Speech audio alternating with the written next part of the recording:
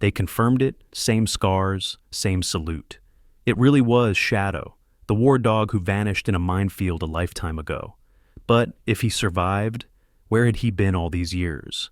And how did he find his way back to the man who never stopped missing him? Before we begin this unforgettable story, would you mind sharing where you're from in the comments? And if stories of love, loyalty, and second chances move you, please give this video a like and consider subscribing. The wind moved like an old soldier through the pines of Pine Valley, Colorado, sweeping down the ridges in slow, disciplined waves. The November air had already turned sharp, and a thin blanket of snow lay quietly on the ground, muffling the world with its cold hush. Just outside the boundary of the Pine Valley Veterans Sanctuary, tucked beneath a canopy of whispering evergreens, stood a small wooden cabin, gray, weathered, and stubbornly upright against time. Jack Sullivan lived there. 68 years old, Jack was a man carved by war and whittled by silence. His frame, once tall and hard-edged, now sat softened and still in a reinforced wheelchair. His face bore a neatly trimmed salt and pepper beard, with crow's feet marking the corners of pale blue eyes that had once scanned battlefields and desert horizons. His hands, broad, calloused, and visibly arthritic, rested quietly on his lap as he stared out the frost-lined window. Jack had been a Marine, not just any Marine. He was the kind of man who had once led others into gunfire, who'd stood his ground under explosions and earned a reputation for steadiness when everything else fell apart.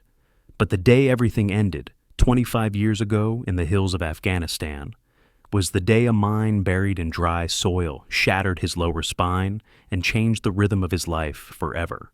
He hadn't been alone on that mission. There had been another heartbeat beside him, four-legged, vigilant, and fiercely loyal, Shadow, a sable-colored German shepherd with deep brown eyes and a relentless instinct for protection. Trained for patrol and explosives detection, Shadow had served alongside Jack in places where humans walked lightly and prayed often. On the day the mine exploded, Jack remembered the blinding roar, the surge of heat, and then, through pain and dust, he felt Shadow's teeth grip his uniform collar, dragging him, inch by inch, out of the kill zone. Jack never lost consciousness. He remembered the pain, and he remembered that Shadow didn't come back. Some said Shadow had died in the second blast. Others speculated he'd run off, wounded or disoriented, but no one ever found his body. In the years that followed, Jack accepted the only story he could live with, that Shadow was gone, that the dog who saved his life had given his in return. Now, Jack's world was quiet. A log stove kept the cabin warm. An old radio played blues when he needed to hear a voice. And each day followed the last, like footprints in snow, repetitive, slow, and fading with time. Until the day Emily arrived. She stepped from the social worker's car with a worn duffel bag and a stare that didn't blink. 14 years old, Emily Carter had the kind of stillness in her that didn't belong to children. Her face was pale, framed by tangled chestnut hair that she didn't bother brushing. Her shoulders slumped slightly forward, as if preparing for some blow that hadn't come yet. She was tall for her age, slender, and dressed in mismatched layers, me. The afternoon snow had started again, a slow and steady curtain of white falling over the hills and rooftops of Pine Valley. The wind whispered through the tall evergreens, brushing against branches and leaving their needles trembling in its wake. Along the edge of the sanctuary trail, Emily Carter walked alone. Her breath fogged the cold air as she moved with no particular direction, just a need to be away from walls, from silence, from her grandfather's watchful eyes and the shadows of a house that didn't feel like home. Her boots crunched over snow-packed gravel in one arm. She clutched her sketchbook like it might keep her grounded. 14. Thin and silent. Emily didn't quite walk as much as she drifted, like someone only half present. Her coat hung loosely over her frame, sleeves bunched up at the wrists. She wore a knitted hat that had once belonged to her mother, the fabric stretched and worn, but stubbornly warm. As she turned a bend near the old ranger checkpoint, her eyes caught something that didn't belong. There, just outside the rusted gate of the old watch station, was a figure slumped in the snow. It wasn't a rock or fallen tree branch. It was breathing. Emily stepped cautiously toward it. It was a dog, a German shepherd by the look of it, but terribly thin. Its fur was a dark sable, nearly black in the damp snow, and it clung to its bones in places. Scars ran like ridges over its shoulders and haunches, some healed, some not. The animal didn't rise when she approached. It only opened its eyes, amber, alert, but heavy, and looked at her. She crouched beside him, close enough now to hear his breath, raspy and uneven. He didn't growl. She extended a gloved hand slowly, letting him sniff the wool. He didn't flinch, didn't pull away. His nose touched her fingers, then paused, then trembled softly in her palm. There was something ancient in the way he looked at her, something tired, something that made her chest hurt. She stood and looked around. No collar, no tag, no leash. Just a battered animal left out in the cold. "I'll get help," she murmured. It took her 15 minutes to walk back to the main road and find a phone at the sanctuary service shed. She called the local rescue center and waited in the falling snow. By the time a ranger truck arrived, she had returned to the checkpoint and was sitting cross-legged near the dog, her coat wrapped halfway over him. A woman in a green parka stepped out of the truck. Her name was Molly Becker, a mid-50s field volunteer with silver-threaded black hair and wind-chapped cheeks. She moved quickly and gently, examining the dog's breathing before lifting him onto a canvas stretcher. "He's old," she said to Emily, her voice low and kind, and tough. "He must have come a long way. Any idea where he's from?" Emily shook her head. Molly glanced back down at the dog. "Poor boy. He's been through something." At the rescue station, they ran the usual checks. No chip, no records. No one had reported him missing. Molly asked Emily if she wanted to give him a name for the intake form. Emily hesitated. Then, quietly, she said, "Shadow." The name came out without thought, as if pulled from somewhere deeper than memory. That evening, Emily returned to the cabin with snow in her hair and a new weight in her chest. She didn't speak to Jack, who sat by the stove reading an old paperback. She slipped into her room and closed the door behind her. The light above her desk hummed faintly as she opened her sketchbook. She turned page after page of black and gray drawings, trees, a creek, silhouettes of animals. Then she stopped. There it was. A sketch she didn't remember finishing. A German shepherd curled in the snow, its eyes alert but heavy, its ribs visible beneath rough lines of fur. The scar across its shoulder was etched in with hard pencil pressure. She stared at it, her heart climbing up her throat.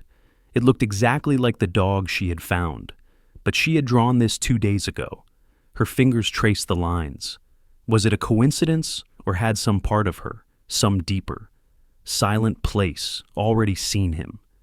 She stared at the page until the lines seemed to shift, in the main room. Jack had just wheeled himself to the window when the sound came. A bark, not loud, not angry, just one, deep and unmistakable, carried on the wind from somewhere near the sanctuary. He froze. Then the snow kept falling, and the night returned to stillness. Jack Sullivan woke before dawn, the cabin dark except for the embers that still glowed in the wood stove. Outside, the snow had stopped, leaving a quiet world glazed in moonlight. He rolled to the desk by the window, where a locked metal box waited. The key hung on a chain around his neck alongside dog tags from another life. With steady fingers, he unlocked the box and lifted out a slim brown folder stamped "Confidential." MWD 0954 Shadow. Inside were faded photographs. A young German shepherd in desert gear, lean and powerful, eyes sharp beneath the Afghan sun. One image showed a distinct scar across the dog's left shoulder, a ragged line where shrapnel had once torn flesh. Jack traced the mark with his thumb, then closed his eyes, summoning the hot smell of sand, the ring of bullets, the sudden thunder of the mine. He heard again the frantic scrape of claws on gravel as Shadow dragged him clear, 25 years ago. And the memory still pulsed like a fresh wound. At mid-morning, Ranger Rob Dwyer returned in his gray pickup to escort Jack to the Pine Valley Animal Rescue Center. Emily rode in the passenger seat, silent, sketchbook balanced on her knees. Jack sat in the truck bed, wheelchair locked and secured. Dwyer, broad-shouldered, sandy-haired, patience carved into the lines around his gray eyes. It drove carefully over the ice-rutted road. The clinic smelled of antiseptic and wet fur. Heat lamps hummed overhead. Molly Becker, the volunteer from the day before, waved them inside, then introduced Dr. Laura Whitman, the staff veterinarian. Dr. Whitman was in her mid-50s, tall and long-limbed, her silver-streaked hair pulled into a firm braid. Years of field work had left sunlines at the corners of her hazel eyes, but her voice was calm, almost musical, as she guided them into a recovery kennel. Shadow lay on a padded mat beneath a fleece blanket. Even asleep, he looked alert, ears twitching at distant sounds no one else could hear. His coat, though patchy, held the ghost of its former richness, a sable black fading to mahogany along his flanks. When Dr. Whitman lifted the blanket, Jack saw a long scar slashing the dog's shoulder. Beside it, another narrower line crossed the ribs. "He's dehydrated and underweight," Dr. Whitman said, her tone clinical yet gentle. "But his heart and lungs are strong. Old, yes, my guess. 11, maybe 12. But those scars aren't from rough play. They match shrapnel patterns we see in retired military canines."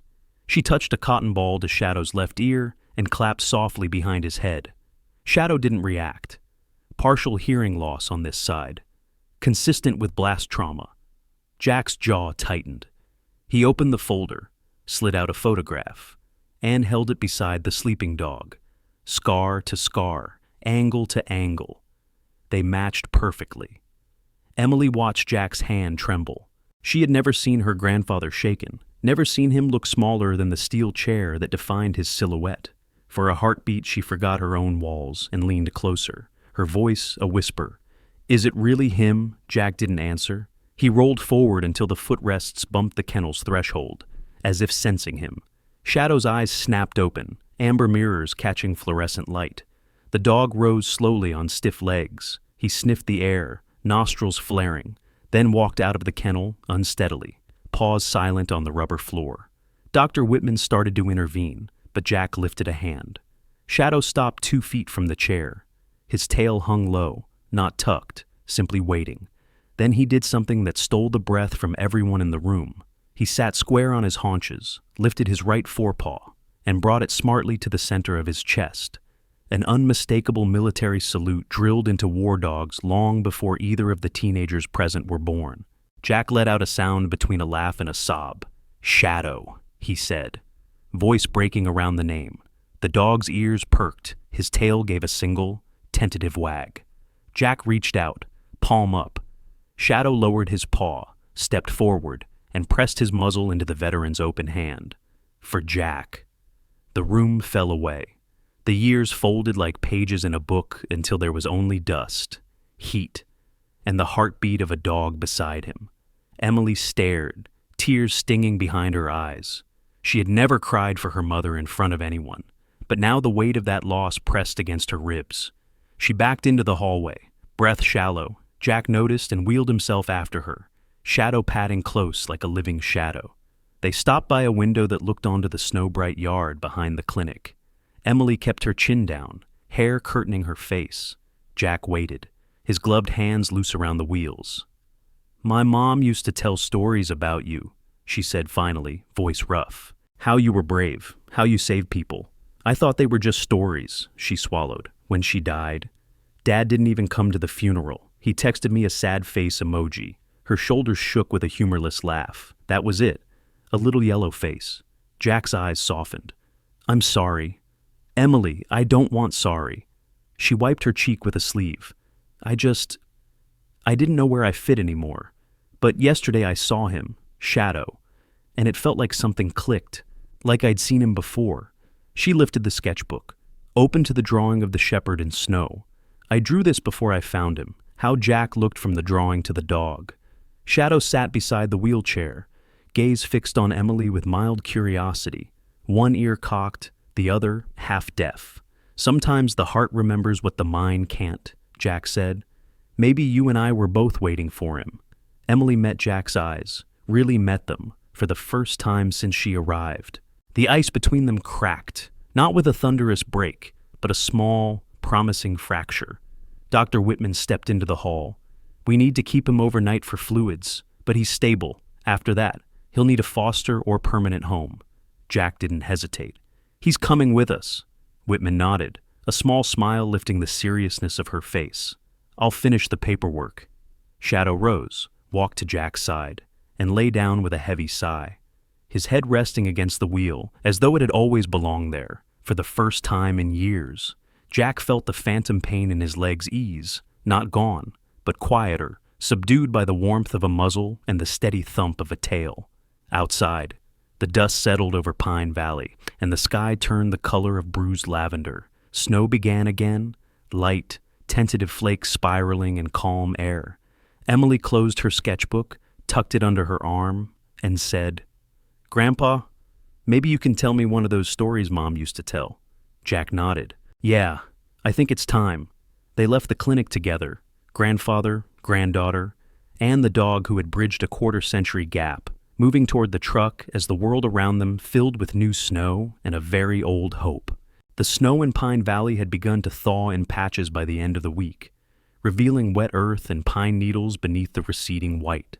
What had started as a quiet miracle between a veteran, a granddaughter, and a lost war dog had now become something much louder, much larger, spurred not by the past, but by a single video clip.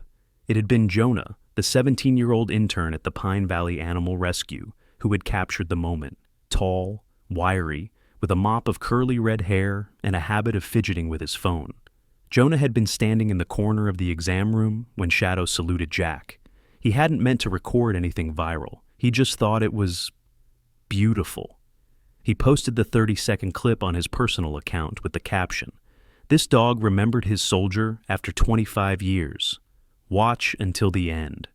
That night, the video reached 4,000 views. By the next morning, it had surpassed 2 million. News stations called. Veterans forums exploded. Pine Valley Sanctuary's inbox overflowed with interview requests, letters, and donations. Jack Sullivan was unaware of it all until Ranger Rob Dwyer arrived at the cabin 3 days later in full uniform, holding a tablet and wearing an expression between awe and apology. "You might want to see this," he said, handing the screen to Jack, who was sitting on the porch with Shadow curled beside his wheels. Emily stood behind Jack, arms crossed, brows furrowed. She wasn't used to attention, especially not this kind. Jack watched the video in silence. When it ended, he said, "How many people saw this?" "More than 10 million by now." Rob answered, "Fox News, CNN, even the BBC's picked it up. They're calling it the greatest dog reunion in military history." Jack sighed. "I didn't sign up for history." "No, but history came looking for you." Later that afternoon, a white van arrived at the sanctuary. From it stepped a man in his 60s, tall and solidly built, with a clean-shaven face and a stiff posture that screamed military. His name was Colonel Thomas Harkins, retired Special Operations. He now worked with an organization that retrained and honored retired military working dogs. His eyes, dark and assessing, settled on Shadow with a kind of reverent curiosity. "I served in Kandahar in '98, he told Jack after shaking his hand. "When I saw that video, I knew the name. Shadow was on the MIA list after the field incident near Darga." Jack nodded slowly. "That's where we were." Colonel Harkins looked down at the dog, who had now risen and stood beside Jack's chair, tail calm, eyes alert.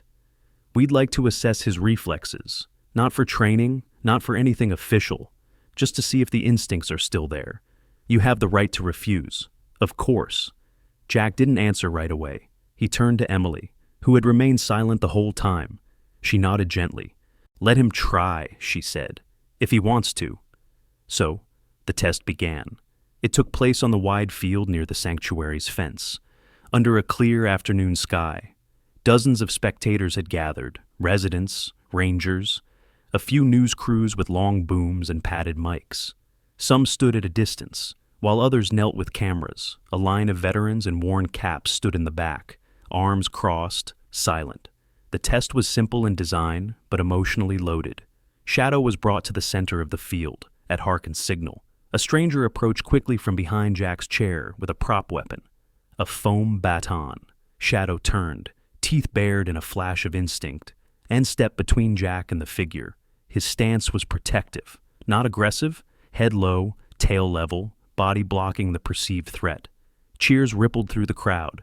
Next, Harkins gave a series of short hand signals, basic commands and military K9 protocol. Sit, down, watch, circle. Shadow obeyed each one with slight hesitations, but flawlessly. Then came the final test. A metal scent box was placed 50 feet away, and inside, hidden beneath gauze, was a cloth laced with gunpowder, used in active bomb detection training. No one expected Shadow to pass it. He hadn't practiced in decades. He was 11, nearly 12. But when Harkins gave the cue and pointed, Shadow lowered his head and sniffed the wind. Then he moved, steady, controlled. He walked directly to the box, sat down beside it, and looked back at Jack. A stunned hush followed. Then applause broke out like a thunderclap. Colonel Harkins removed his cap, eyes shining. He remembers. Not just you, Jack, everything. It was Emily's interview that followed, which caught the public's heart. A local journalist named Mia Langley, mid-30s, petite, with soft features and eyes that missed nothing, approached Emily gently at the field's edge. "Would you be willing to speak on camera? Just a few words, if you're comfortable." Emily hesitated. Her hands gripped the sides of her sketchbook for a moment. It looked like she'd say no. Then she saw Shadow trotting toward her, his fur rustling in the breeze, tongue out, ears half cocked. He stopped beside her, leaned gently into her side. She stepped forward. The camera rolled. "I didn't know what a home felt like anymore," Emily said, voice soft but steady. "After my mom died, I didn't feel safe anywhere. And my dad, he's not really part of my life. But when I saw Shadow, something changed. I don't know how or why, but it felt like." She paused, searching for the words, like he carried part of her, or like he chose to protect me, the way she would have. She glanced at Jack, then looked directly into the lens. "He's not just my grandpa's hero, he's mine." That clip aired the next morning. It was shared across platforms and played at veteran fundraisers, therapy dog programs, and military reunions. The story of a dog who remembered a soldier and helped a girl find safety again was the story millions didn't know they needed. Back at the cabin that evening, Emily sat beside the fireplace while Jack stirred stew over the stove. Shadow dozed between them, stretched out like he belonged to both. "You did good," Jack said over his shoulder. Emily shrugged but smiled. He did better. Shadow lifted his head slightly at the sound of their voices, then lowered it again with a sigh. The cabin smelled of rosemary and smoke. Outside, the last orange light faded behind the treetops. For once, the silence wasn't heavy. It was peaceful. The last snow of winter fell softly over Pine Valley, veiling the ground in a quiet white. The trees, once heavy with ice, now stood bare and solemn, their limbs like raised arms in silent salute. In the cabin near the edge of the sanctuary, life moved slower than usual, as if time itself had bowed to something sacred. Shadow no longer moved with the quiet vigilance he once carried. His gait had turned to a shuffle, his eyes more glassy than sharp. He still followed Jack's wheelchair from room to room, still lay beside Emily at night. But more often now, he simply slept long. Deep stretches of rest interrupted only by soft whimpers and the occasional twitch of an ear. Dr. Laura Whitman visited the cabin 3 days in a row. She never said the word goodbye. She simply knelt by Shadow's side, placed her stethoscope against his chest, and listened. On the 3rd day, she looked up and met Jack's eyes with a quiet shake of her head.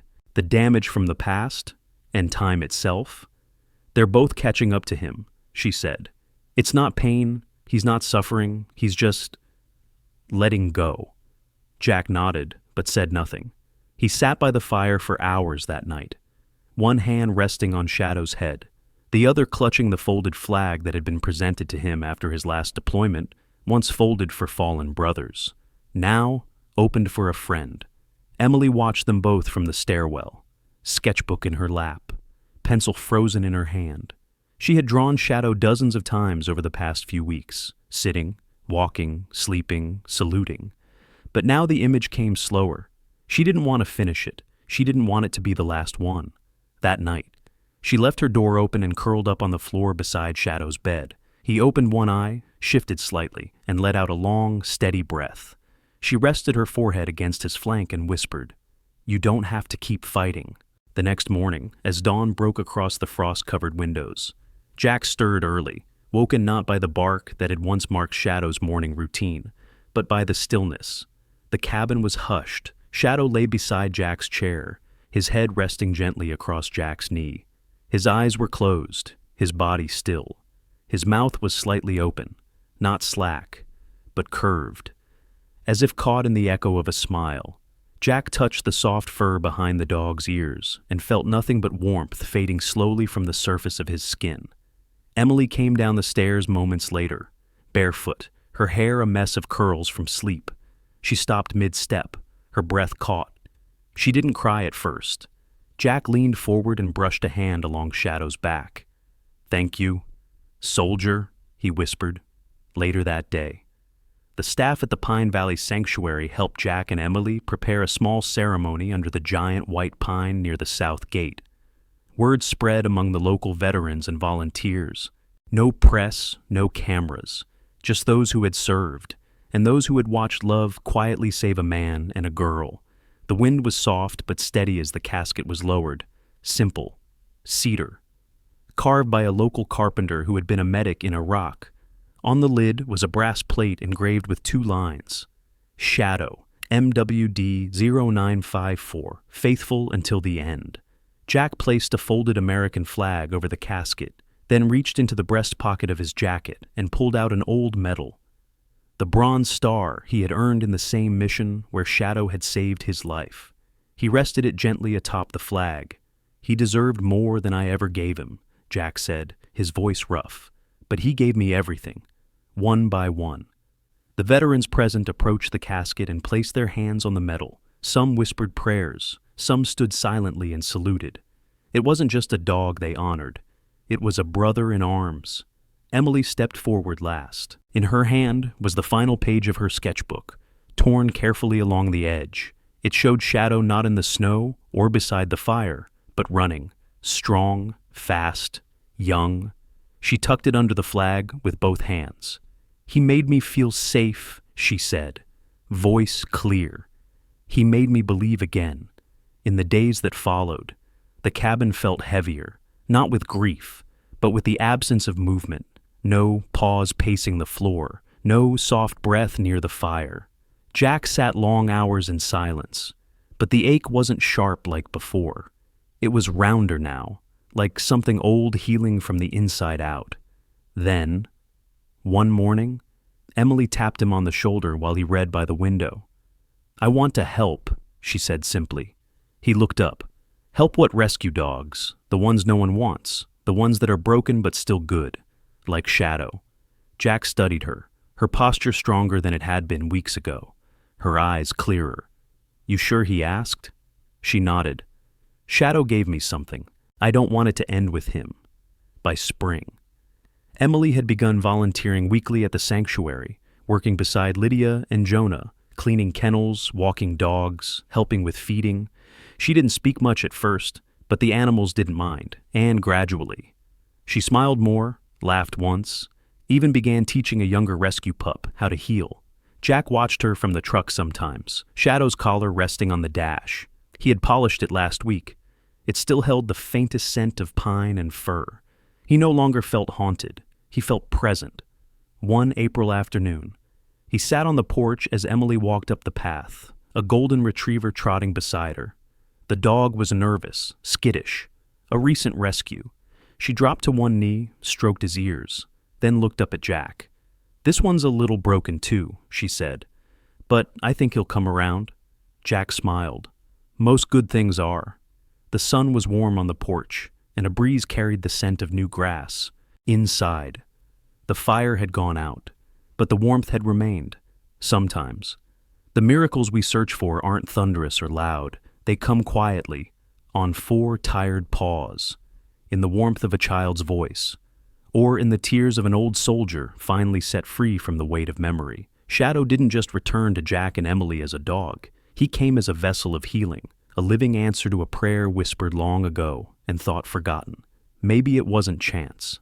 Maybe it was God, because only God can turn loss into purpose. and silence into song. Only he can bring together a broken man, a grieving girl, and a worn-out dog, and remind them that love doesn't end when life does. It continues, it lingers, it transforms. And in your own life, perhaps the same is true. Maybe you've lost something. Maybe you're waiting for a sign. Don't stop believing. Don't stop hoping. Sometimes, healing walks back into our lives when we least expect it, sent not by accident, but by grace.